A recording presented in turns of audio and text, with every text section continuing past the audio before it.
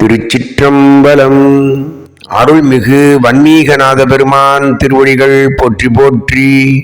அருள்மிகு புற்றிடங்கொண்டநாத பெருமான் திருவடிகள் போற்றி போற்றி. நமிநந்தி அடிகள் நாயனார் திருவடிகள் போற்றி போற்றி. திருத்தொண்டர் புராணத்திலே நமிநந்தி அடிகள் நாயனாருடைய வரலாற்றினை எண்ணுவோம்.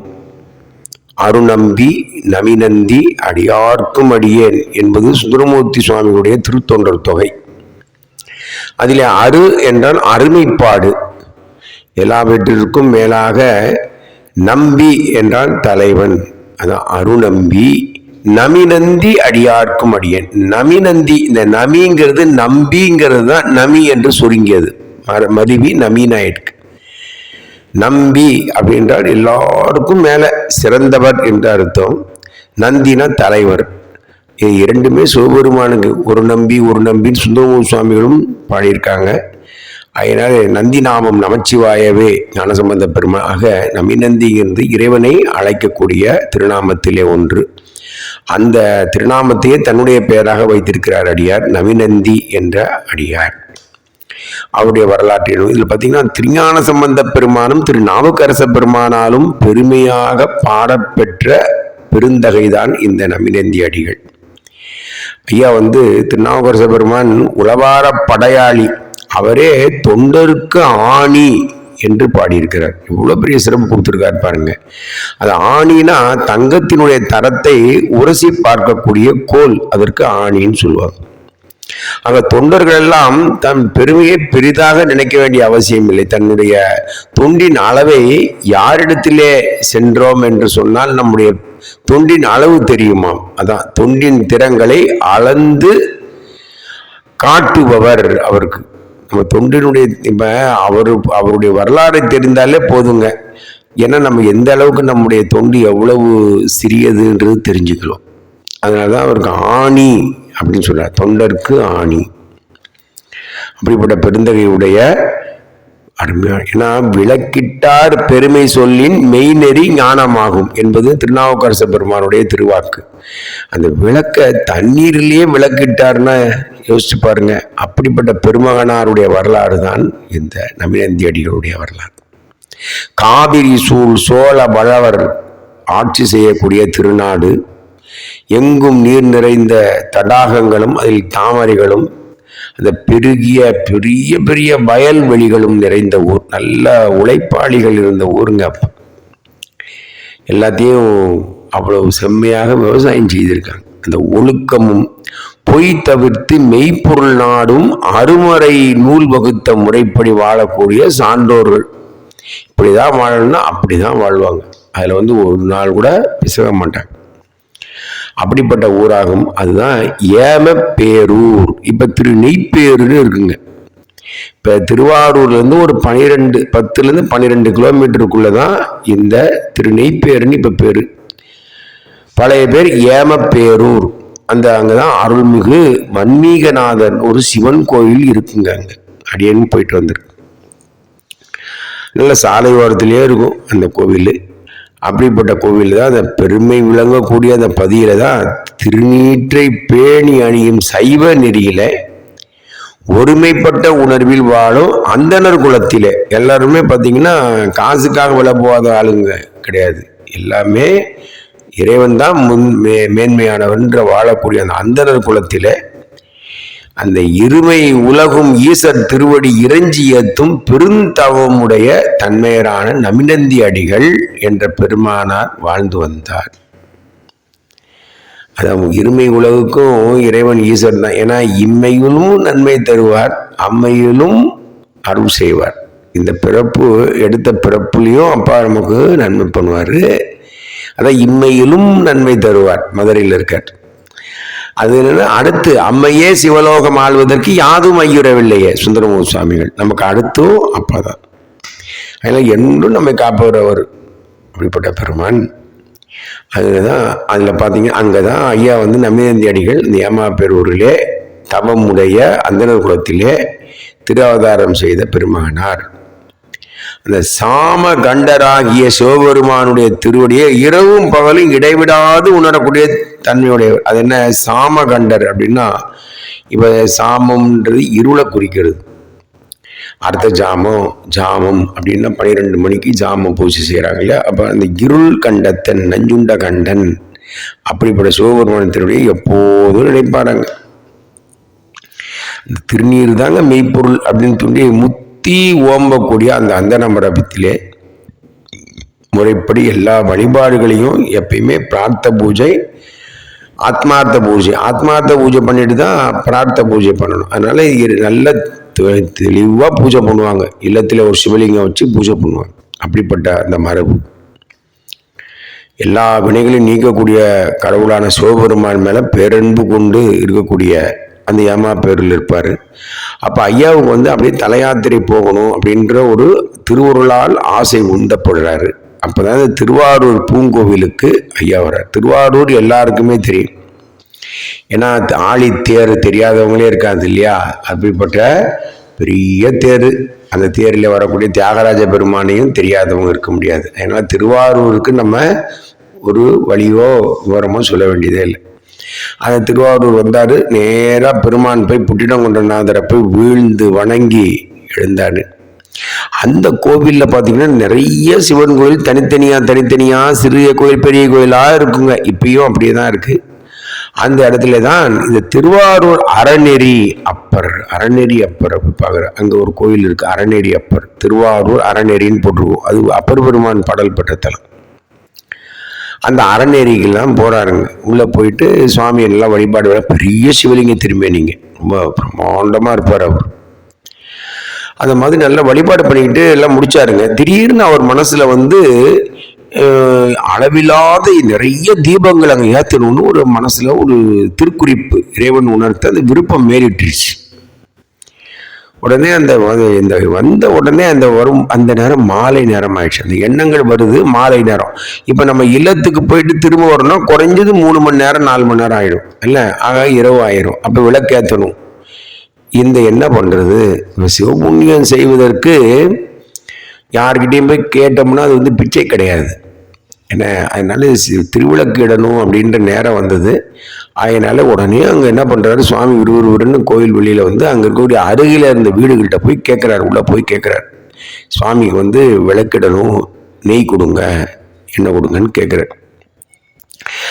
அவர்கள் சமணர்கள் அவருங்க, அதாவது வேற்று மதத்தினர் சமணர்கள். அவங்க என்ன பண்ண நெய் இல்லைன்னு சொல்லியிருந்திருக்கலாம் இல்லையா? ஆனால் அவங்க அதை சொல்லலை.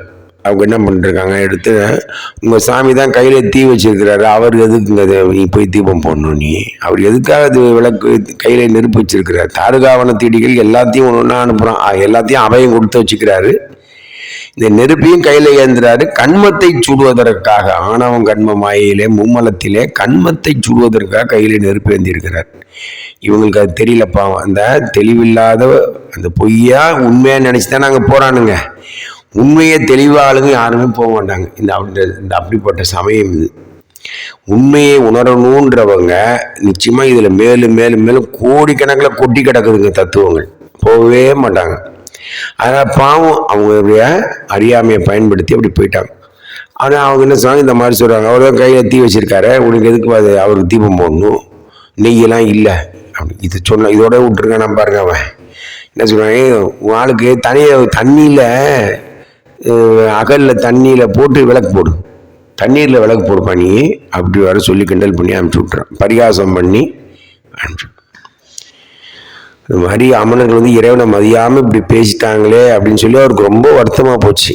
ஏன்னா அந்த எப்படின்னு கேட்டிங்கன்னா, எல்லாரும் அதிகாரிகள் மேலிடத்துடைய அரசாங்கத்தினரெல்லாம் அவங்க பக்கம் இருக்கும்போது யாருமே பேச முடியாதுங்க. நம்ம என்னதான் வாயே திறக்க முடியாத சூழ்நிலையில் பாருங்கள், அப்போவே அப்படி இருந்திருக்காங்க பாவம். உடனே அப்படியே வருத்தத்தோட வந்தார். திருவாரூர் திருக்கோயில் முன்னே இருந்து அப்படியே பணிந்து தொப்புன்னு ரோட்டிலே விழுந்துட்டார். அந்த சுவாமி ராஜகோபுரத்துக்கு கீழேயே விழுந்துட்டார். சுவாமி விழுந்து வருத்தப்படுறார். அப்போதான் உயர்ந்து வானில ஒரு வாக்கு ஒலிக்குது. ஒரு அசரீரி பெருமானுடைய திரு ஓசை கேட்குது. எப்பா உன் கவலையை மாற்றிக்கோப்பா, இனி தடையறாம திருவிளக்கு ஏற்றக்கூடிய பணி கட்டாயமாக நடக்கும். அருகில் இருக்கக்கூடிய அந்த குளத்து நீரை எடுத்து நீ வந்து விளக்கேத்து அப்படின்னு சொல்லிடுறாரு சாமி. இப்போ அவனுங்க சொன்னதை சாமி வந்து உண்மையாக்குறாரு. அவன் வந்து ஏதோ கிண்டலான்னு சொன்னான். பெருமானாச்சே நம்மால் அந்த வார்த்தையே நான் உண்மையாக்குறேன்டான்னு சொல்லிட்டு அப்படி சொல்லிடுறாரு. உடனே என்ன பண்றாரு, சும்மா பிறை சூடிய பித்தனாகிய அந்த பித்தனுக்கு பத்தனாகிய நம்முடைய அப்பா நம்ம நம்மினந்தி அடிகளே வேறாவது அசரீரி வரவங்க ரொம்ப ஆனந்தப்பட்டு எந்திக்கிறாரா. செய்வது தெரியாம அப்படியே நிக்கிறாராங்க. என்ன பண்றது அப்படின்னு சொல்லிட்டு அப்படியே திருச்சடையை கங்கை தாங்கிய சிவபெருமான் நினைஞ்சு இந்த நன்னீர் பொய்கைன்னு சேக்கிலார் பெருமான் குறிப்பிடுறாருங்க. அதில் நடுவில் புகுந்து, இந்த இடத்துல ரொம்ப கவனமா பார்க்கணும். ஏன்னா நல்லா பாருங்க, கமலாலயத்துல போய் தண்ணீர் மோந்து இருந்தா திருக்கோவிலுடைய முன்மல்ல இருந்து போகுவதற்கு எவ்வளவு நேரம் ஆயிருக்கும். ரெண்டாவது இந்த குளத்துல நடுப்புற போய் தண்ணீர் மோந்தோன்னா கமலாலயம் குளம் எவ்வளவு பெருசுன்னு எல்லாருக்கும் தெரியும். முடியுமா? அது முடியவே முடியாது. அதில் நீந்தி போறதுக்கு நடுப்புற போறதுக்கு 1 மணி நேரம் ஆகி போயிடும். ஆகையால ஐயா வந்து இந்த கோவிலுக்குள்ள போன தேவாசிரிய மண்டபம்க்கு அடுத்து இருக்கக்கூடிய சங்கு தீர்த்தத்திலே தான் நீர் முகந்திருக்க வேண்டும். ஏன்னா பாருங்க, இந்த நன்னீர் பொய்கை நம்ம கமலாலயம் நம்ம எண்ணக்கூடாது. இல்ல நடுவில் வேற போடுறாரு. நிச்சயமா கமலாலயம் நடுவில் போறது அவ்வளவு சாத்தியமே இல்லை. ஆக இந்த சங்கு தீர்த்தத்திலே தான் நீரை எடுத்திருக்க வேண்டும். எல்லாம் வந்து அற்புதமா ஆய்வு செய்திருக்காரு நம்ம ஐயா CKS ஐயா. அப்ப நடுவில் போய் புகுந்து என்ன பண்றாருங்க, டபக்குன்னு மோந்துட்டு வந்து ஐயாவுக்கு விளக்கரிக்கா திருவைந்தெழுத்து ஓதி. அங்கதான் பெருமானையே முன்னின்று முன்னவனே முன்னின்றால் முடியாதும் உள்ளதோ அந்த திருவைந்தெழுத்து ஓதியை நீர் முகந்தார். பாருங்க, அப்பர் பெருமான் பாருங்க, அந்த கைலை செய்யும் போது பொய்கையில மூழ்கும்படி சொல்றாரு சாமி. மூழ்கும் போது 5 எழுத்து சொல்றாரு. முத்துப்பலாக்க வந்து ஞானசம்பந்த பெருமான் ஏறுறாரு, முதல்ல 5 எழுத்து சொல்லிதான் ஏறுறாரு. புகழ் சோழ நாயனார் திருச்சடை தலையில வைத்துக்கிட்டு தீக்குழியில் நுழையிறாரு, அப்ப 5 எழுத்து சொல்றாரு. அமர்நீதி நாயனார் தராசை ஏறும்போது 5 எழுத்து சொல்லி ஏறாரு. அதான் பெரியவங்க. தானா பெருமான் மேல அன்பும் அதன் திருவைந்தெழுத்து அவங்களுக்கு முன்னால வந்துடும். அது போல 5 எழுத்து ஓதி முகந்து எடுத்தார். எடுத்துட்டு நேரா திருவாரூர் அறநெறி கோயிலுக்கு வராருங்க. அதான் பெருமான் அந்த இறைவனை முன்வைக்கிறதுங்கன்னா சரணாகதி. நம்ம வந்து அப்படியே ஒப்புவித்தல். நாம வேற அவர் வேறன்றது, நம் செயல் எல்லாமே அவருடைய செயலாகவே கருதுறது. அதனுடைய விளைவுகளை பத்தியே கவலைப்படுறதே இல்லைங்க. திருவருள் உள்ளிருந்து உணர்த்துறாருங்கிற நம்பிக்கையிலேயே செயல் பண்றதுங்க. அந்த நிலைக்கு வந்துட்டோம்னு சொன்னா அதுதான் ஒரே பேரானந்தம், பெரிய ஆனந்தம். அதுதான் நேரா ஆரூர் அறநெறி கோயில் போறாருங்க. உடனே அந்த அகல் எடுத்து வைத்து அந்த திரிய பார்த்தீங்கன்னா முன்னால அப்படி நல்லா திரிய முறுக்கி விடுறாராம், நல்லா நின்று எரியணும்னு. அந்த திரி மீதே நீரை ஊத்துறாருங்க. அந்த திரி மேலேயே நீர் ஊற்றி அந்த அகல் முழுக்க நீர் முழுக்க நிரப்புறார். முதல்ல ஒரு அகல் இடுகிறார், நல்லா கவனமாக பாருங்க. உடனே அந்த விளக்கேற்ற அந்த பொருத்தி அந்த சுட விட்டு அந்த விளக்கு அப்படியே எரியுதான், அப்படியே எரியுதான், விளக்கு எரியுது. நீர் வந்து இந்த வைத்த விளக்கு அப்படியே எரியுது. அதை வந்து இந்த அமரர்களும் அதை பார்க்குறாங்களாம். என்னடா இது தண்ணீரில் விளக்கு ஏற்றுறான்னு சொல்கிறானே அவன் சொல்லிட்டு எல்லாரும் கூடிடுறாங்க. எல்லாம் அங்கே இருக்கவங்க அத்தனை பேருமே கூடிடுறாங்க. ஐயா வந்து ஒரு விளக்கு ஏறுறார். ரொம்ப பெருமை. நாதனுடைய வாக்கின்படி அந்த எல்லா மக்களும் காணும்படியாக அதிசயக்க திருவாரூர் அறநெறி கோவிலிலே விளக்கீடு செய்தார். அந்த ஏன் ஒரு விளக்கு, அதுக்கப்புறம் எல்லா இடங்களையும் அகல் பரப்பி நீர் இட்டு திரியிட்டு நல்லா விளக்கேற்றிட்டார். எல்லா பக்கமும் விளக்கேற்றிட்டார். இப்போ ஒரே ஒரு கேள்வி, என்னப்பா முதலையே எல்லா அகலையும் படைக்க ஒரே நேரத்திலேயே இப்படி இப்படி ஏற்றிருக்கலாமே, அது ஏன் முதல் அகல் மட்டும் ஏற்றினாருன்னா இந்த இடத்துல தாங்க ஒரு அருமைப்பாடு. அந்த முதல் விளக்கு ஏற்றும் போது பெருமானுடைய பிறருளினுடைய அளவுகோலை வந்து குறைத்தா அவர் இடப்படலை. அவர் பெருமான் சொன்னதையும் இடப்படல. ஆனால் தான் அதற்கு தகுதி உடையவனாங்கிற அச்சப்பாடு அவருக்கு இருந்ததுங்க. அதனாலதான் ஒரு விளக்கேற்றினார். அந்த அச்சம் நீங்கி போச்சு. பெருமான் நமக்கு பேரொருள் புரிஞ்சிட்டான், நமக்கு அது தகுதியான உயிராகிட்டோம் அப்படிங்கிற ஒரு நிலையிலே அந்த உயிர் வந்து மேம்பட்ட நிலையில எல்லா விளக்கையும் ஏற்றுது. அதுதான் அந்த அப்படிப்பட்ட அற்புதமான வரலாறுங்க. அதனால நீரில் விளக்கிட்டார். அதனால் அப்படிப்பட்ட பெருமான் உடனே மாலையில் ஒரு 4-5 மணி நேரம் ஏற்றிருப்பாருங்க. நல்லா விளக்கேற்றிட்டே இருக்கார். அப்படி பார்த்து ரொம்ப ரசிக்கிறாரு, ஆனந்தப்படுறாரு பெருமான் மேலே. ஐயா வந்து எப்பயுமே காலையில் பூஜை பண்ணாருன்னா அதே மாதிரி அந்த ஜாம பூஜையும் பண்ணுவார். இரவு 12 மணிக்குள்ளேயாவது போய் பூஜை பண்ணிடுவார். அந்த பூஜை பண்ணுறதுக்கான காலம் வர கிட்டத்தட்ட ஒரு அடியன் கருத்து ஒரு 10 மணிக்கு வரை அப்படியே பண்ணிட்டு ஒரு கிளம்பி போயிருப்பார். ஆக அந்த 10 மணிக்கெல்லாம் கிளம்பி நேராக அதுக்கு என்ன பண்ணுறாரு, அந்த அகல் வந்து விடிய எரியணுமே அப்படின்னு மேலும் நிறைய நீரை நல்லா நிறைய ஃபுல்லாக ஊற்றுறாராம். ஊற்றி விடிய விளக்கு எரியணும் அப்படின்னு சொல்லிட்டு எல்லாம் அருமையாக இருந்துட்டு விடிய வரை எரியணும்னு சொல்லி நீரை எல்லாத்தையும் விட்டுட்டு அழையாக கிளம்பி அவர் வீட்டுக்கு போகிறாரு. வீட்டுக்கு போயிட்டு அன்றைக்கி நள்ளிரவு பூஜைகளை எல்லாம் அம்மா பேரூர் போய் இந்த மனையில் சேர்ந்து நள்ளிரவு பூஜையும் முடித்தார்.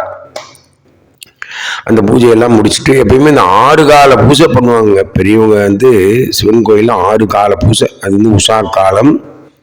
அது வந்து 6க்குள்ளே முடிச்சிடணும். காலையில் 6 மணிக்கெல்லாம் 4-6 முடிச்சிடுவாங்க. காலை பூஜை 8 மணிக்கெல்லாம் முடிச்சிடுவாங்க. மதியம் வந்து 12 மணிக்கு கரெக்டாக நாட்கூரில் முடிச்சிடுவாங்க. அதே மாதிரி சாயரட்ச அந்த 6 மணிக்கெல்லாம் அர்த்த ஜாமம் 9 மணிக்கெல்லாம் முடிச்சிருவாங்க. சாம பூஜை நடந்து கொண்டு இருந்தது, நம்ம பலகாலம் நடந்தது. ஆனால் ஏதோ ஒரு கால குறுக்கிடலில் இந்த சாம்ப பூஜை கோயில்களில் நடப்பதில்லை. 12 மணி வரையிலும் 12 மணி பூஜை நடந்திருக்கிறது. இன்றும் கூட சென்னையில் எழில் நகர் அந்த இடத்துல ஒரு மகாலிங்கேஸ்வரர் கோயில் இருக்குது. அங்கே ஒரு பெண்மணி தான் பூஜை பண்ணுறாங்க. இரவு 12 மணிக்கு பூஜை நடக்குது. இப்பயும் நடக்குது. இன்னும் எந்தெந்த கோயில் நடக்குதோ தெரியாது, பெருமான் தான் தெரியும். அதனால் அதுக்கப்புறம் நம்ம எப்போதுமே காலையில் பூஜை முடிச்சுருவாருங்க. அப்போ அன்னையிலேருந்து திருவாரூர் கோயிலை விடலை அவர். திருவாரூர் பெருமான் அவர் அப்படியே ஃபுல்லாக அலங்கினம் பண்ணிட்டார்.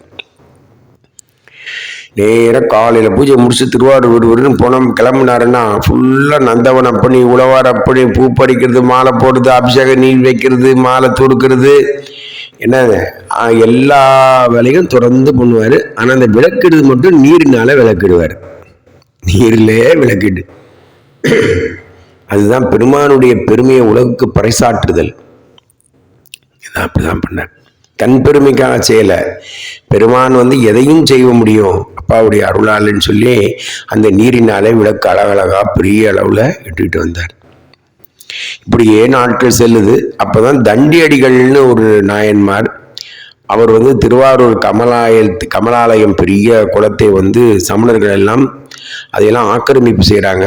அவர் கண் இழந்த போது கூட அதை எல்லாத்தையும் பொருட்படுத்தாமல் அந்த சமணர்களை எல்லாத்தையும் விரட்டி அடிக்கும்படியாக அற்புதமான வரலாறு வரும் உங்களுக்கு, தண்டி அடிகள் வரலாறு. அதையெல்லாம் பண்ணி எல்லா சமணர்களும் குண்டோட அந்த குளத்தை விட்டு கிளம்பிட்டாங்க.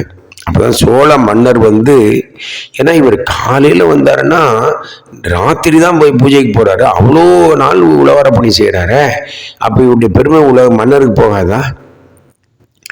மாதம் ஒரு நாள் உழவார பணி போகிறவங்க மன்னிக்கணும், மதியம் சாப்பிட்டோன்னே கிளம்பிடுறாங்க. மாதம் ஒரு நாள் தான் போகிறாங்க. ஏன்னா ஆனால் நிறைய பேர் முழுமையாக இருக்காங்க, அவங்களெலாம் வாழ்த்தணும் இல்லையா? ஆனால் இது என்னென்னா, தினமும் காலையில் வந்தவங்க இரவு வரலும் கோவில் பணி செய்கிறதுனா முடியுமாங்க? அதனால தாங்க அப்பர் பெருமான் உழவார படையாளியே இவரை தொண்டருக்கு ஆணின்னு சொல்லிட்டார். எவ்வளோ பெரிய ஆள் நம்மால் நவீனந்தி அடிகள். இப்படி வரலாறுலாம் கேட்கும் போதுங்க உண்மையிலே நம்ம செய்த பணி, நாங்கள் வந்து நாங்கள் வந்துங்க 500 பணி செய்தோங்க, நாங்கள் 300 பணி செய்தோங்க, நாங்கள் 200 பணிக்கு ஒரு விழா எடுத்தோங்க, அதுக்கெல்லாம் ஒரு மெடல்லாம் கொடுத்தாங்க. யாருக்கு யார் விழா எடுக்கிறது? அறியாமை, மன்னிக்கணும், பெரியவங்க மன்னிக்கணும். நவீனந்தி அடிகள் கால் தூசுக்கு பெறுவோமா? நம்ம அவர் தூசு கூட பெற முடியாது. காலையிலேருந்து இரவு தினமும் முடியுமாங்க? 12 கிலோமீட்டர் நடந்து வர முடியுமா தினமும்? இன்னும் யோசிச்சு பாருங்க. ஏன்னா நவீனந்தி அடிகளுக்கு நமக்கு என்னங்க இருக்கு சொல்லுங்க? அவர் பெருமையா பேசணும்னு அவர். ஆனால் நாயன்மார் எப்படிப்பட்ட நாயன்மார் வாழ்ந்திருக்காரு பாருங்க. அப்ப நம்ம செய்யக்கூடிய சிவப்பணியெல்லாம் ஒன்றுமே இல்லைங்க. அதான் உரசி பார்க்கக்கூடிய கோல். அது உரசி பார்த்தா தான் நம்ம வந்து பொன்னா செம்பானே தெரியும். அவருக்கு முன்னால ஒண்ணுமே இல்லையேங்க. இந்த ஆணவம் தொம்முன்னு கீழே விழுந்துடும். அதுதான் நம்ம இந்த மாதிரி பெரியவங்களுடைய நாயன்மார் வரலாறுகள்லாம் படிங்கன்னு சொல்றது. ஆணவம் அத்து போறது தான். ஆணவமற்ற இடமே திருவடி. எங்க ஆணவம் இல்லையோ அந்த இடத்துல சுவாமி திருவடி இருக்கு. அது மறந்துடக்கூடாது. அது என்றைக்கும் மறந்துடக்கூடாது. நான் எனது அற்ற இடமே திருவடி. நான் எனது அற்ற இடமே திருவடி. இந்த வார்த்தையை மறக்கவே கூடாது. அந்த நிலைக்கு நம்ம வரணும்னு சொன்னா பெருமான் நம்ம எப்போது இருக்கிறவரு நம்ம கிட்ட விளங்கி அருள் பளித்த ஆனந்தத்துமா காட்டுவார். அந்த மாதிரி இருக்கும்போது மன்னருக்கு அந்த நிகழ்ச்சி போகுது. இந்த மாதிரிலாம் இவர் அடியா இருக்காருன்னு உடனே, ஐயா இங்க வாங்க நமினந்தி அடிகள், எப்பா நீங்க தான் திருவாரூர் கோயிலுக்கே நிர்வாக ஆட்சி பொறுப்பு, நீதான்பா தலைவர், இருந்தா புடி சாவியன்னு சொல்லி நமினந்தி அடிகள் பாருங்க, ஒரு கோவிலுக்கு தல யாத்திரை போனவருக்கு அந்த கோவில் நிர்வாகத்தை கொடுக்கிறாரு என்று சொன்னால் அவருடைய உளவார பணி, அவருடைய திருப்பணி எப்படி இருந்திருக்குன்னு பாருங்க. அப்படிப்பட்ட நமினந்தி அடிகளும் ஒப்படைச்சிட்டாரு. அது மட்டும் இல்ல, அவர் கூப்பிட்டு சொல்றாரு, எப்பா பங்குனி உத்தர பெருவிழா அந்த அத்தனை பொறுப்பும் அந்த விழா நடத்துற பொறுப்பும் ஒண்ணுதான்பா அப்படின்னு சொல்லி கொடுத்துறாரு. மன்னர் கொடுத்துறாரு. உடனே நமினந்தி அடிகளும் பெருமான் கருணை, அவரும் அப்ப கூட பாருங்க இங்க இடத்துல ஒரு வீடு வாசல், அவரு அப்பையும் அந்த காலையில இருந்து நடந்து பூஜை பண்ணுவாரு, காலையில இருந்து இங்க வந்துருவாரு, திரும்ப இரவு போய் அங்க பூஜை பண்ணுவார். இப்படியுமா இருந்திருக்காருங்க. அப்படியே கோயில் நல்லா அழகா பண்றாருங்க. ஒரே தூய்மை செய்து விளக்கீடு பண்றது, நந்தவனம் பணி, நிவேத்தியம், அடியார்களை எல்லாத்தையும் உருவாக்குதல். அடியார்களை போற்றி வணங்குதல்ங்கிறது ஒரு பக்கம் இருந்தாலும் அதை விட உயர்ந்தது ஒரு விஷயம் இருக்குங்க. அடியாரை உருவாக்குறது தான் ரொம்ப பெரிய விஷயம். எங்க நீங்க தீக்கெடுக்கலையா அப்படின்னா எங்க வண்டியில ஏறாதீங்க. உண்மையிலே இந்த மாதிரிலாம் கேள்விப்பட்டிருக்கேங்க. ஆச்சரியமா இருக்கும். அடப்பாவீங்களா நீங்க எப்படி அன்பே சிவம்னு பேசிக்கிட்டு இப்படிலாம் பண்ணா என்ன அர்த்தம்? ஆவுரித்து தின்னும் புலையனாயிரும் கங்கைவார் சடை கடந்தார்க்கு அவர் கண்டீர் நாம் வணங்கும் கடவுளார் என்றார். எப்பா அவன் எப்படி இருந்தா என்ன, சிவத்தை கும்பிடுறானா அது போதும் வாப்பா நீன்னு சொன்னதில்ல. நம்ம பக்கம் வருவான், ஜஞ்சிக்குவான், திருநீர் பூசிக்குவான். அது என்னங்க மாமிசம், அது குப்பை, அதை போய் ஒன்றும் நீங்க நல்லா இருக்கீங்க, இவ்வளவு வயசானவங்க நோய் நொடி இல்லாம இருக்கீங்க, உங்களை மாதிரி நானும் இருக்கிறேங்க அப்படின்னு சொல்லி வந்துடுவான். நம்மளுடைய திறத்தை பார்த்துட்டு எல்லாரும் ஒடியாருவாங்களே. அதெல்லாம் வேணான்னு சொன்னோம்னா ஒருத்தர் நம்ம கிட்ட வரமாட்டான். நம்ம அப்பங்கிட்ட வராது நம்மளே தடுத்துடக்கூடாது. அது ரொம்ப ரொம்ப முக்கியமான விஷயம். அன்பே சிவம்னு பேசி பிரயோஜனம் இல்லை. அன்பு மயமாக மாறுதல் வேண்டும். அதுதான் சிவம். சிவத்துக்கு பிடிச்சது அதுதான். அப்ப நல்லா ஆரம்பிப்பையா சாமி அந்த திருவாரூர்ல அந்த கோவிலே நல்லா, அது அந்த எப்பயுமே இந்த கோவில் நிர்வாகத்தை உண்மையான அடியார்கள் கிட்ட ஒப்படைக்கணுங்க. அவங்களுடைய வாழ்க்கையை அதற்காகவே அர்ப்பணிக்கக்கூடியவரா பார்த்து பாருங்க. மன்னர் எவ்வளவு பெரிய கெட்டிக்காரர் பாருங்க. அதனாலதான் திருக்கோயில்கள் எல்லாம் சிறப்பாக இருந்திருக்கிறது. அந்த மாதிரி தான் ஒப்படைக்கணும். அப்படி ஒப்படைச்சா உண்மையிலே கோயில்கள் ரொம்ப சிறப்பாக இருக்கும். இன்னும் ஆண்டுக்கு ஒரு முறை தியாகராஜ பெருமானுக்கு எப்பயுமே இந்த பெருவிழா நடக்குதுன்னா அந்த ஒவ்வொரு ஊருக்கு போயிட்டு வருவார். திருமணலின்னு ஒரு ஊர். அந்த மணலிங்கிற ஊருக்கு போய் சுவாமி போவார். நம்ம தியாகராஜ பெருமான், வீதி விடங்க பெருமான் அங்கே போய் அருள் பாலித்துட்டு திரும்ப வருவார். இப்போ ஐயா பொறுப்பில் இருக்கிறதுனால ஐயாவும் அந்த மணலி உற்சவத்துக்கு எப்போதும் போவார். இப்போ அந்த சுவாமியை பாதுகாக்கிறது, அந்த இடத்துல உள்ள எல்லாம் தூய்மை செய்கிறது, எல்லாத்தையும் அந்த விழாக்கள் எல்லாம் சிறப்பாக செய்யறதெல்லாம் பண்ணி திரும்ப சுவாமியை திருவாரூர் திருக்கோயிலுக்கு எழுந்தருளை செய்த பிறகுதான் வீட்டுக்கு போனார். அப்ப வீட்டுக்கு போகும்போது அன்றைய பூஜை 12 மணிக்குள்ள பண்ணணும் இல்லைவா? அதனால இரவு பூஜை அந்த விறுவிறுன்னு போறாரு. சுவாமி எல்லாத்தையும் பண்ணி வச்சுட்டு விறுவிறுன்னு கிளம்புறாரு. அவர் அப்படியே உள்ள போறாரு. தியாகராஜ பெருமானுடைய எல்லாம் முடிச்சுட்டு நேரா வீட்டுக்கு போறாருங்க. வீட்டுக்கு போயிட்டு அந்த அம்மா பாருங்க, அவங்க வீட்டு அம்மா அதான் பெண்ணின் பெருமைன்னு சொல்லிட்டு பெரிய புராணத்தில் பெண்ணின் பெருமை. அந்த அம்மா என்ன சொல்றாங்க, ஐயா நேரம் ஆயிட்டது, உடனே போய் பூஜையை முடிச்சுட்டு வேட்டவி உண்ணும் விரிசடை நந்திக்கு பெருமானுக்கு நிவேத்தியம் பண்ணாதான் சாப்பிடுவாங்க, அல்லது நிவேத்தியம் பண்ணாதான் இந்த உணவுல கலந்துதான் சாப்பிடணுங்க. அது ரொம்ப கவனமா பார்க்கணும். சிவனடியார்கள் சிவபூஜை செல்வர்களே பெருமானுக்கு திருவாமுது செய்யாமல் அந்த அமுதை நம்முடைய உணவுல கலக்காம நம்ம பதுக்குன்னு சாப்பிடக்கூடாது. கட்டாயமா இதை எல்லா இல்லங்கள்லையும் கட்டாயமா செய்யணும். ஒரு விளக்கிட்டு லிங்க திருமணினாலும் பரவாயில்ல, சிவபெருமானுடைய படத்துக்காக அப்படியே திருவாமுது செய்யணும். கண்கோட அருளல் பண்ணி அந்த சாதத்தை திரும்ப நீங்க சோத்து சட்டியில போட்டு எல்லாம் கலந்து எல்லாருமே சாப்பிடணும். அது போல இந்த அம்மா சொல்றாங்க, அம்மா ஐயா உடனே வந்து பூஜை பண்ணுங்க, பண்ணிட்டு நீங்க பெருமானுடைய அந்த நிவேதியத்தை நிவேதியம் பண்ணிட்டு சாப்பிடுங்க, சாப்பிட்டு விரைவா தூங்குங்க அப்படி சொல்ற அம்மா. இதுதான் சொல்றது. ஐயா கேட்கல நம்பினந்தி அடிகள். என்ன காரணம்னா பாருங்கம்மா, எல்லாரும் வந்தாங்க, எவ்விடத்து உள்ளவர்கள்லாம் இந்த விழாவை பார்க்கறதுக்கு வந்திருக்காங்க, பல பல ஊர்கள்காரங்கெல்லாம் வந்திருக்காங்க. அதனால அதுல இழிவு தீண்டிட்டு அப்படிங்கிறார். என்ன நேராக போய் சுவாமியை வந்து பூசை பண்ணும்போது நம்ம வந்து புற தூய்மை செய்யாம போய் ஐயாவுக்கு எப்படி பூசை பண்றது? அதனால இந்த உடலை வந்து புற உடலை தூய்மைப்படுத்திட்டு போகிறேன். ஆனால் தண்ணீர் எடுத்துமா, குளிக்கிறதுக்கு நல்லா சீதப்புணல் வைமா, குளிர்ந்த நீர் வைமான்னு. எப்பவுமே குளிர்ந்த நீரில் குளித்தீங்கன்னு சொன்னால் ஆயுள் கூடி போயிடும். சீதப்புணலாடி சிற்றம்பலம்பாடின்னு மணிவாசக பெருமான்னு சொல்லியிருக்காரு. குளித்தல்னாலே குளிர்வித்தல், உடலை வந்து குளிர்வித்தீங்கனாலே பல நோய்கள்லேருந்து விடுதலை கிடைச்சிடும். அதனால தான் குளிர்ந்த நீரில் குளிக்க வேண்டும். இதெல்லாம் பெரியவங்க சொல்லியிருக்காங்க பாருங்க, அற்புதமா. உடனே ஐயா வந்து குளிக்கிறதுக்கெல்லாம் நீர் வச்சுட்டு அந்த அம்மா எல்லாம் எடுத்து வைக்க போறாங்க. அந்த நேரம் வந்து சேக்கிலார் பெருமான் சொல்றாரு பாருங்க, காலையிலிருந்து விழாக்களுக்கெல்லாம் போய் வந்த ஒரே அந்த அயர்வோ அல்லது பெருமானுடைய திருக்கருணையோ அறிந்திலேன். சேக்கிலார் எனக்கு அது தெரியல, ஆனா அந்த சின்ன இடைவெளியில அவருக்கு உறக்கம் வந்துருச்சு. அப்ப பெருமான் அப்படின்னு நினைச்சுக்கிட்டே இருந்தான். அப்பயும் பாருங்க, அப்படியே பெருமானே என்ன நினைக்கிறாரு, திருவாரூர் தியாகராஜ பெருமானை அப்படின்னு நினைச்சுக்கிட்டே அப்படியே துயில் கொள்றாரு. பெருமான் நினைத்தவாறே துயில் கொள்ளும் போது அந்த குட்டி தூக்கம்னு சொல்லுவாங்க பாருங்க, அப்படி தூங்கும்போது கனவுல சாமி வரார், தியாகராஜ பெருமான் வரார். அப்ப என்ன அர்த்தம்னா, இவர் ஆத்மார்த்த பூஜை பண்றது தியாகராஜ பெருமானையே நினைத்துதான் பண்ணிட்டு இருக்காரு. காலையும் மாலையுமா பண்றாரு இல்லையா? இது ஆத்மார்த்த பூஜைங்கிறது. நீங்க சிவதீக்கு எடுக்கும் போது, விசேடம் எடுக்கும் பொழுது உங்களுக்கு வந்து ஒரு ஆத்மார்த்தமா உங்களுக்கு ஒரு பெருமானுடைய திருநாமத்தையும், இப்போ உதாரணத்துக்கு அடியனுக்கு வந்து தாய்மானார், திருச்சிராப்பள்ளி தாய்மானார் ஆத்மார்த்த மூர்த்தி. இந்த ஆத்மார்த்த மூர்த்தியை முதல்ல நினைச்சிட்டு தான் அடியன் வந்து லிங்க பூஜையை ஆரம்பிக்கணும். அது ஒவ்வொருத்தருக்கும் ஒவ்வொரு சிவலிங்க திருமணி, அண்ணாமலையார் யார் யாரோ அப்படி அப்படி ஒவ்வொரு திருநாமம் அவங்களுக்கு பிடிச்ச மாதிரியான ஆத்மார்த்தம்னா ரொம்ப பிடித்தமான திருமேனி. அந்த திருமேனியை முதல்ல ஆத்மார்த்தமா பூஜை பண்ணிட்டு அப்புறமேல புற பூஜை பண்ணுவாங்க. அப்ப இவருக்கு பாருங்க, புட்டிடங்குடநாதரே தான் வராரு. அப்ப என்ன அர்த்தம்? ஆத்மார்த்த பூஜையும் இவரு புட்டிடங்குடநாதர் தியாகராஜ பெருமானை தான் பண்ணிட்டு இருந்திருக்கு. அப்படியே உறக்கம் வராரு.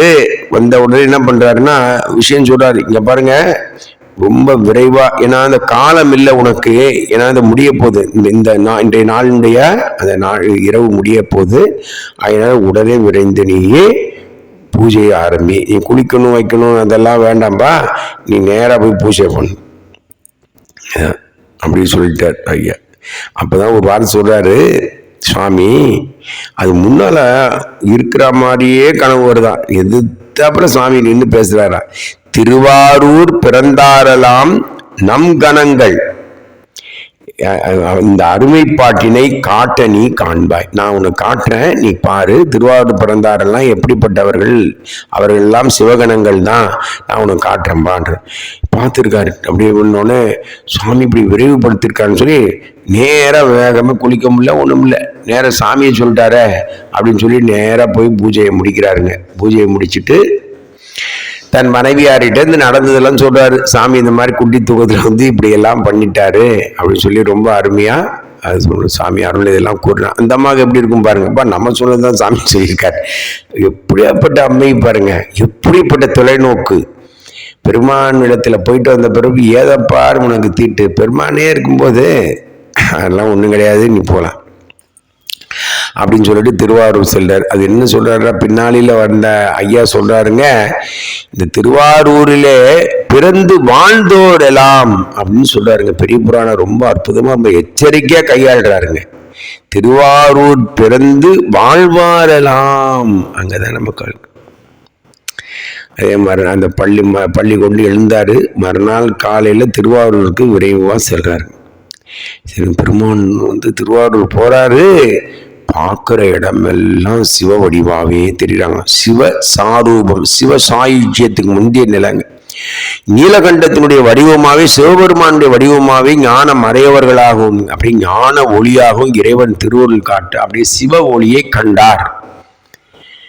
தேவர் பெருமான், சிவபெருமான் திருவாரூர் பெருமான், ஆரூர் அப்பன், அப்படியே ஐயாரா ஆரூரா ஆரூர் பெருமான், எங்கு பார்த்தாலும் சிவபெருமானாவே, எல்லாரையும் சிவபெருமானாவே காட்டுறாருங்க. அந்த அது எப்படிப்பட்ட ஒரு பேரொளி சிவ ஒளியிலே திகழ்ந்துகின்றான். அது இந்த இடத்துல என்ன சொல்றாங்கன்னா, திருவாரூர் பிறந்து வாழ்வாரெல்லாம் அப்படின்னு சொல்றாரு. வாழ்வாரெல்லாம் மண்ணில் பிறந்தார் பெரும்பயன் மதிசூடும் அண்ணலார் அடியார் தமக்கு அமுது செய்வித்தல். நீ மண்ணில் பிறந்ததுக்கு என்ன பெரும் பயனுப்பா, நீ பிறந்ததுனால என்ன பயனு, அடியாருக்கு அமுது செய்வித்தியா, சரி பெருமானுடைய வழிபாடுகளை எல்லாம் சீர் பண்ணியா, திருப்பணி செய்தியா, திருமுறைகளை சொன்னியா, சிவபூஜை பண்ணியா, ஐந்தெழுத்தை ஓதுனியா, வழிபாடெல்லாம் பண்ணியா, அப்ப நீ வாழ்ந்தாய். நீ வாழாது வாழ்கின்றாய் நெஞ்சமே, நீ வாழ்றன்னு சொல்லி பயன் இல்லப்பா.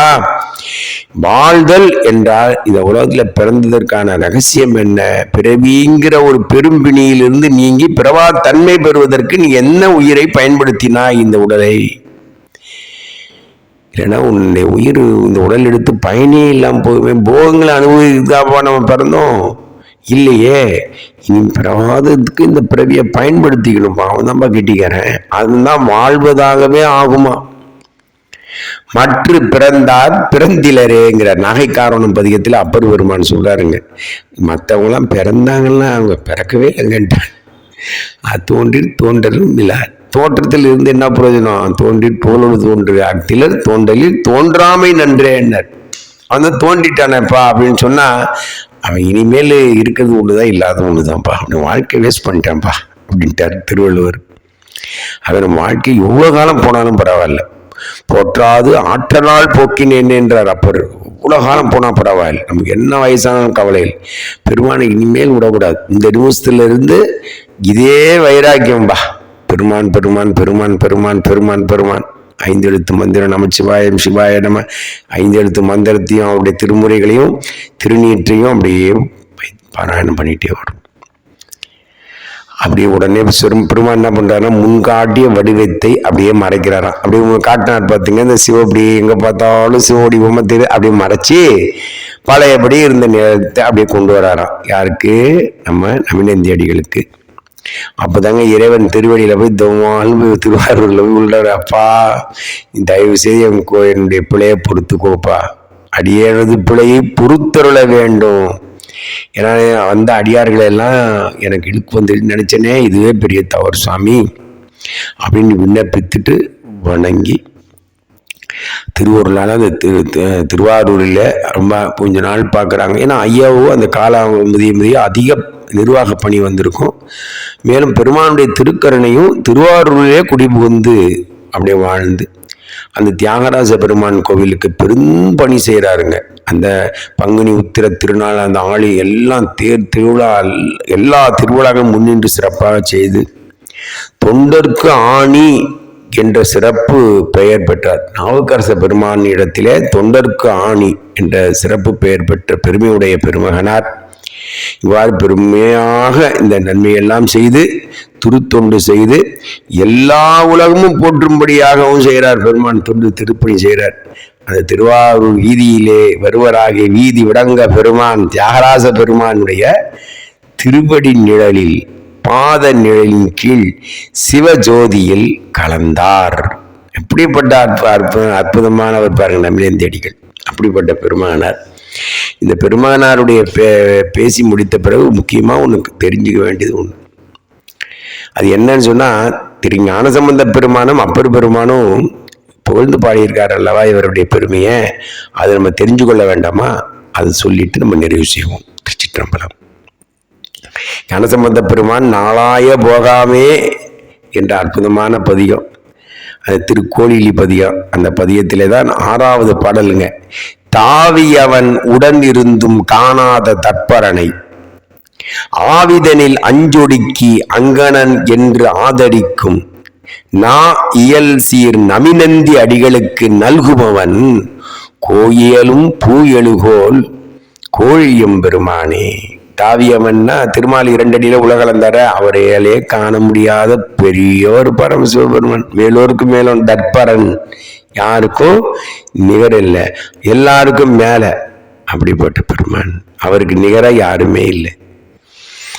அப்படிப்பட்ட பெருமானை ஆவிதனில் உயிருக்குயிராய் திருவைந்தெழுத்தை அப்படியே ஐந்தொடுக்கி ஆவிதனில் ஐந்தொடுக்கி அங்கனன் என்று ஆதரிக்கும் நாயியல் சீர் பெருமானே திருவடிக்கு கதி என்ற கூடிய அவருடைய பெருமையை நாயியல் அப்படின்னா அவர் பேச முடியாதுங்க ஒரு பெருமையை. அப்படிப்பட்ட உயர்ந்த நமினந்தி அடிகளுக்கு நல்குபவன் அருள் செய்யக்கூடிய பெருமான் இந்த கொள்ளி பெருமான்.